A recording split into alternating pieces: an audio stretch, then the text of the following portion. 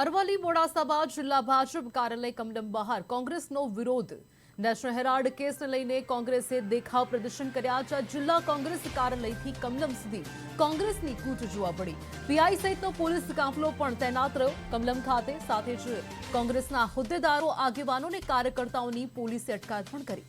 સરકાર રાજકીય બદલો લેતી હોવાનો કોંગ્રેસનો આક્ષેપ છે।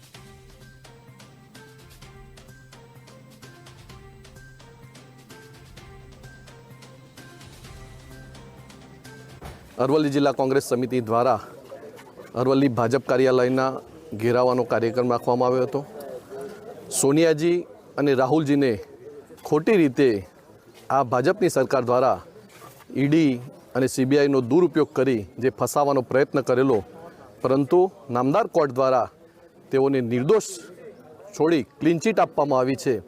ત્યારે આપણે જોયું કે ભાજપ સરકાર હંમેશા વિરોધ પક્ષના નેતાઓ સાથે ઈડી અને સીબીઆઈનો દુરુપયોગ કરી અને કઈ રીતે આ નેતાઓને ફસાવા એ માટે હંમેશા પ્રયત્ન કરતો હોય છે। પરંતુ લોકો પણ જાણી ગયા છે કે આ ભાજપની સરકાર હંમેશા સીબીઆઈ અને ઈડીનો દુરુપયોગ કરી અને નેતાઓને જે ફસાવાનું કામ કરી રહી છે, વિરોધ પક્ષના નેતાઓને જે ફસાવાનું કામ કરી રહી છે, એમાં નામદાર કોર્ટો પણ હંમેશા સત્યમેવ જયતેના નારાને ચરિતાર્થ કરતા હોય છે અને જે નિર્દોષ છૂટ્યા એ અરવલ્લી જિલ્લા કોંગ્રેસ સમિતિ દ્વારા